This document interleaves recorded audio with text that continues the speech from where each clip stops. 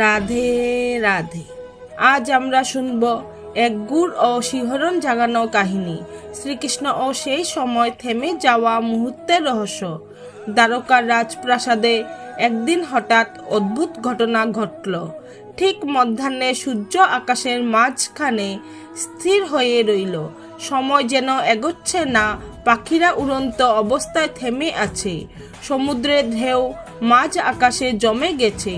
মানুষের কণ্ঠ থেমে গেছে অর্ধেক শব্দে।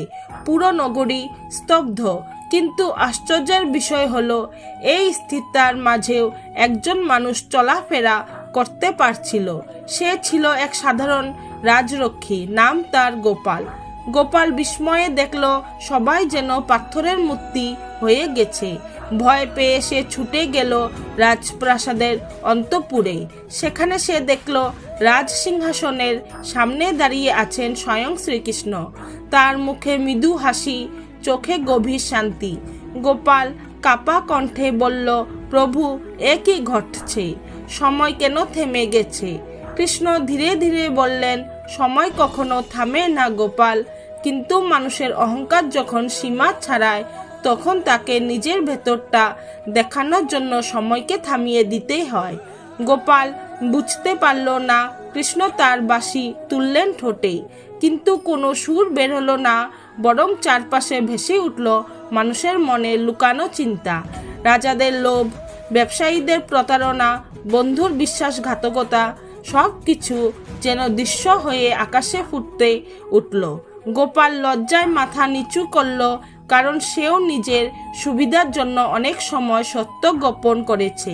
কৃষ্ণ বললেন, যখন মানুষ ভাবে কেউ তাকে দেখছে না, তখনও সময় সব দেখে। আজ সময়কে থামানো হয়েছে, যাতে সবাই নিজের সত্যকে দেখতে পারে।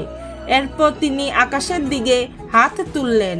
মুহূর্তে সূর্য আবার চলতে শুরু করলো। ঢেউ ভেঙে পড়ল তীরে, পাখিরা উড়ে গেল। মানুষ বুঝতেই পারল না কিছু ঘটেছিল। কিন্তু গোপাল বদলে গেল। সে সেদিন থেকে প্রতিজ্ঞা করল, আমি এমনভাবে জীবন কাটাবো যেন সময় কখনো আমার বিরুদ্ধে সাক্ষী না দেয়।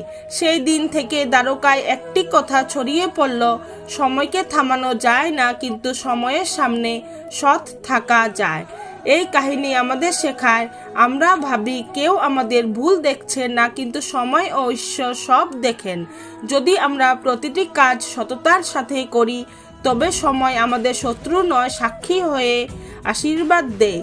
মনে রাখবেন, সময়কে থামানো যায় না, কিন্তু নিজের বিবেককে জাগানো যায়।